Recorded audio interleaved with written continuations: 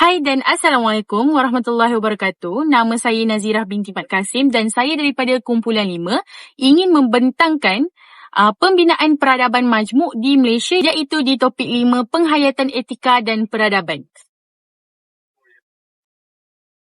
Pengenalan bagi tajuk pembinaan peradaban majmuk di Malaysia ialah peradaban majmuk di Malaysia terbentuk daripada gabungan pelbagai peradaban dunia seperti Melayu, India, Cina, Timur Tengah dan Barat.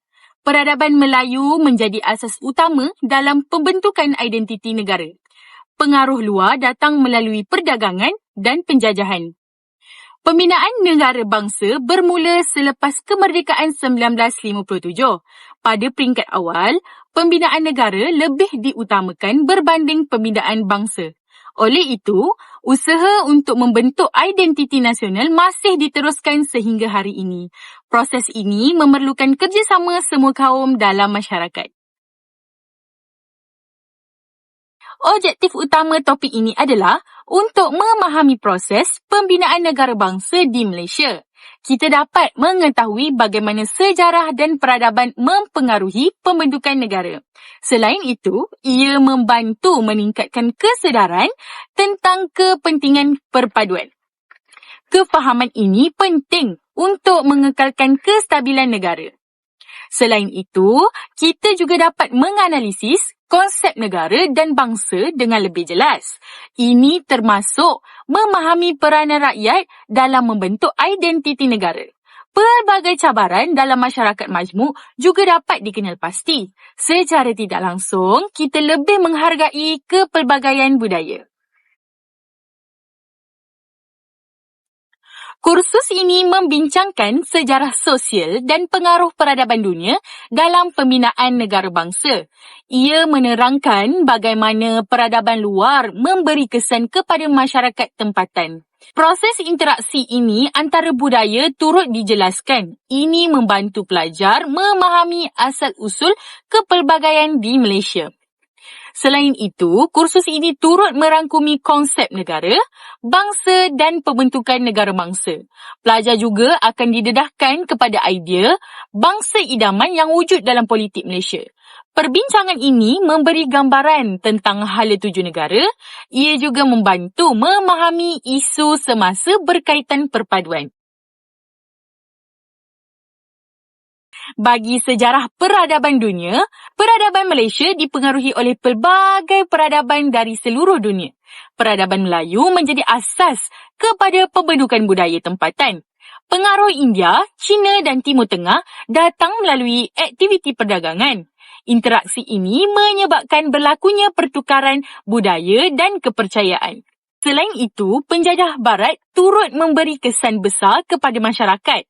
Kuasa seperti Portugis, Belanda dan British membawa perubahan dalam sistem pentadbiran dan ekonomi.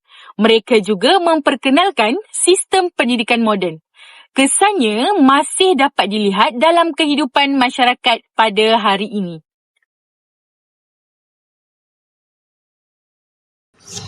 Terima kasih kepada rakan saya Nazirah. Okey, baik, seterusnya kita pergi kepada perkembangan sejarah alam Melayu. Sejarah alam Melayu melalui beberapa tahap seperti prasejarah, protosejarah dan pensejarahan.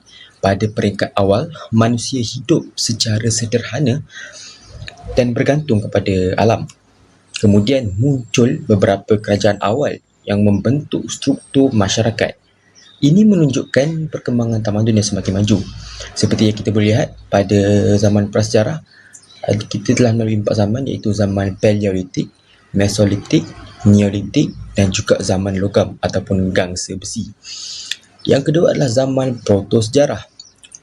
Pada zaman ini wujud beberapa kerajaan purba ataupun kerajaan awal di rantau alam Melayu seperti Langkasuka, Kedah Tua, Gangga Nagara, Cihtu, Loyeh, Tantan. Zaman ketiga adalah zaman pensejarahan, iaitu wujudnya Kesultanan Melayu Melaka. Dan juga di sini bermula pembentukan masyarakat kepelbagaian perdagangan. Seperti yang kita boleh lihat pada zaman Kesultanan Melayu Melaka, kerajaan Melayu Melaka sering melakukan urusan perdagangan dengan beberapa pedagang luar seperti dari Timur Tengah, India dan China. Pada zaman pensejarahan juga berlaku datangnya kuasa penjajah ke Tanah Melayu iaitu Portugis, Belanda dan juga British. Zaman keempat adalah zaman sejarah moden, iaitu pada tarikh kemerdekaan kita iaitu merdeka pada tahun 1957. Zaman sejarah moden juga adalah zaman perpaduan dan juga penyatuan ke arah pembinaan negara bangsa Malaysia. Jadi dapat dilihat pada zaman modennya ini bermulanya penjajahan dan juga kemerdekaan. Kedatangan kuasa asing membawa perubahan yang besar dan signifikan dalam politik dan ekonomi. Selepas merdeka, usaha untuk membina perpaduan negara semakin giat. Ini penting untuk membentuk sebuah negara yang stabil.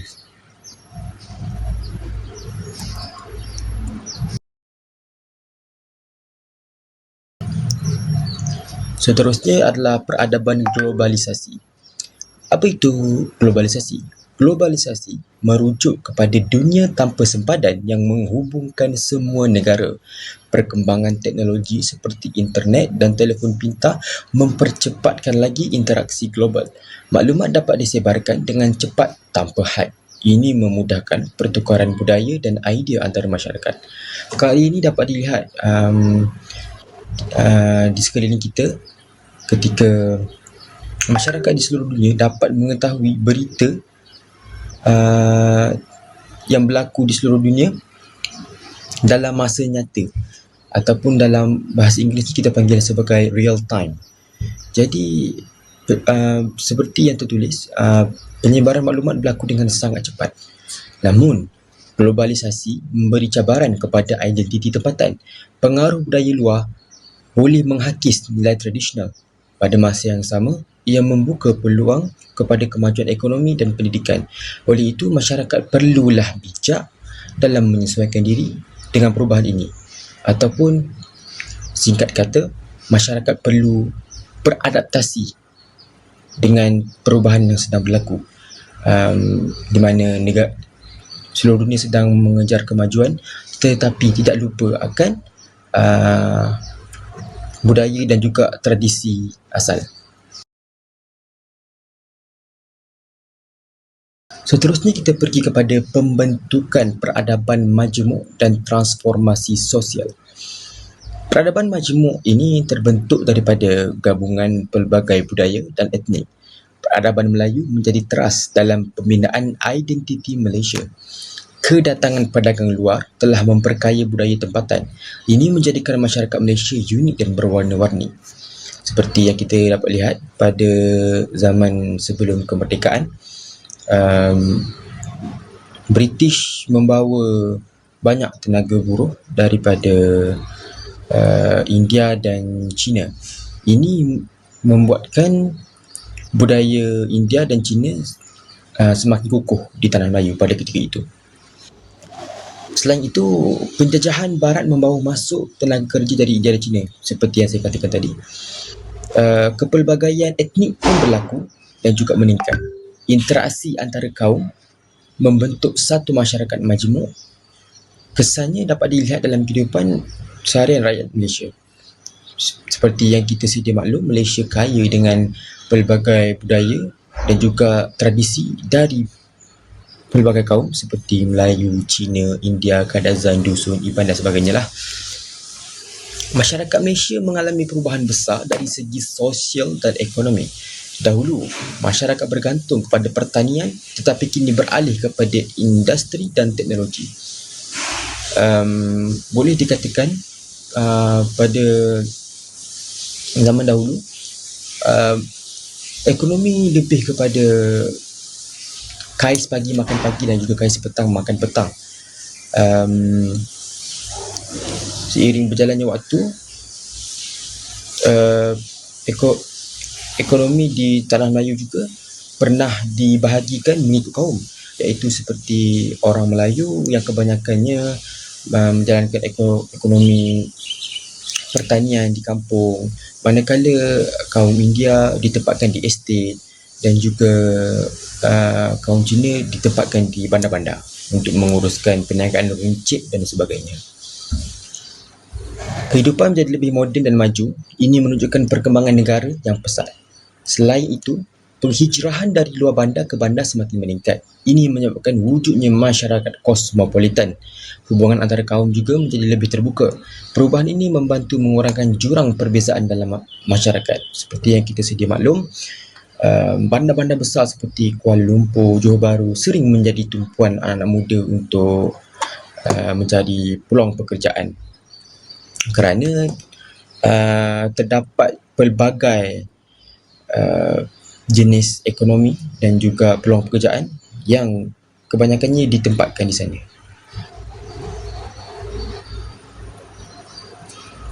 Itu sahaja daripada saya. Seterusnya saya serahkan kepada Vishal. Terima kasih.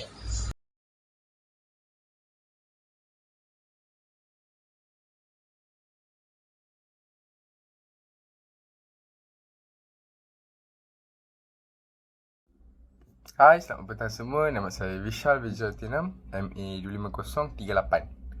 Saya akan meneruskan pembentangan kumpulan kami mengenai pembinaan peradaban majmuk di Malaysia. Untuk bahagian saya akan fokus kepada pembentukan negara bangsa, jenis negara bangsa serta konsep negara dan bangsa.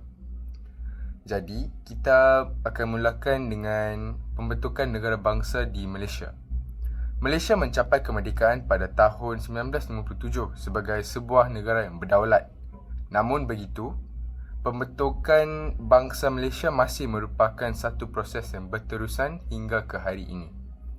Hal ini demikian kerana masyarakat di Malaysia terdiri daripada pelbagai kaum, budaya dan agama yang berbeza. Oleh itu, paduan tidak berlaku secara automatik. Sebaliknya, memerlukan usaha yang berterusan dan konsisten daripada semua pihak. Kerajaan memainkan peranan penting melalui pelaksanaan dasar-dasar negara serta sistem pendidikan yang dapat membentuk nilai bersama dalam kalangan rakyat. Pada masa yang sama, rakyat juga perlu mengamalkan sikap toleransi, saling menghormati serta memahami perbezaan antara satu sama lain dalam kehidupan seharian. Melalui kerjasama dan usaha yang berterusan ini, kita dapat membentuk satu identiti nasional yang lebih kukuh sekaligus mewujudkan masyarakat yang bersatu padu. Seterusnya, kita melihat kepada jenis-jenis negara bangsa yang wujud di dunia. Sebagai contoh, negara seperti Jepun yang mengamalkan konsep satu bangsa satu negara, di mana majoriti rakyat mempunyai identiti yang hampir sama dari segi budaya, bahasa dan cara hidup. Keadaan ini secara tidak langsung memudahkan proses perpaduan kerana kurangnya perbezaan dalam masyarakat tersebut. Ini pula berbeza dengan Malaysia yang terdiri daripada pelbagai etnik seperti Melayu, Cina, India dan lain-lain yang masih mengekalkan identiti serta budaya masing-masing.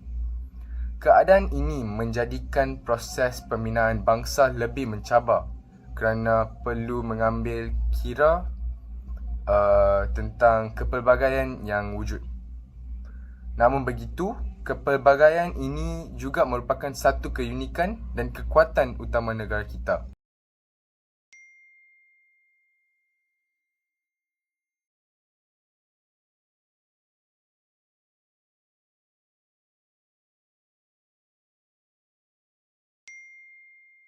Untuk memahami perkara ini dengan lebih jelas, kita perlu memahami maksud negara.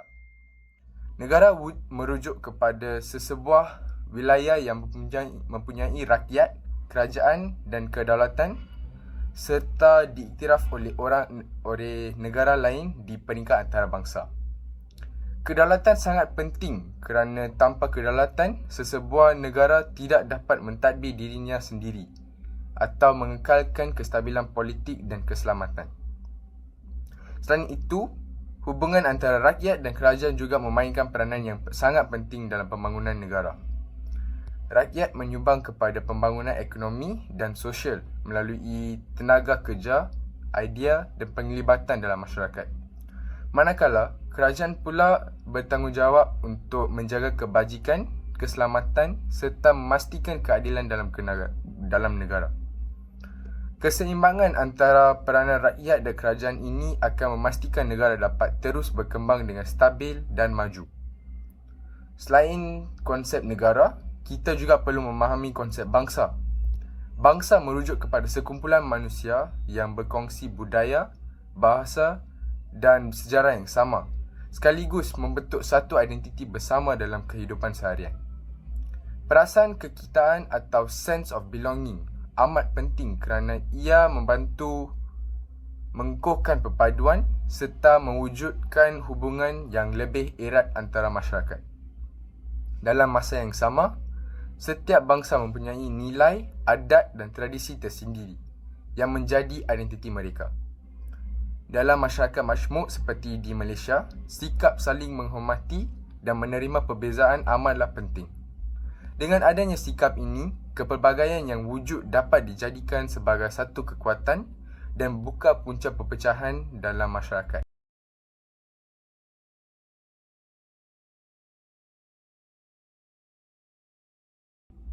Kewarganegaraan merujuk kepada status seseorang sebagai rakyat sesebuah negara yang memberikan mereka hak-hak tentu. Antara hak tersebut termaksudlah perlindungan pendidikan serta akses kepada pelbagai kemudahan asas yang disediakan oleh kerajaan. Namun begitu, kewarganegaraan bukan sahaja melibatkan hak tetapi juga tanggungjawab yang perlu dipikul oleh setiap individu. Rakyat perlu mematuhi undang-undang, menjaga keamanan serta menyumbang kepada pembangunan negara dalam pelbagai aspek. Tanpa sikap tanggungjawab ini, kestabilan dan keamanan negara boleh terjejas dan menimbulkan pelbagai masalah dalam masyarakat.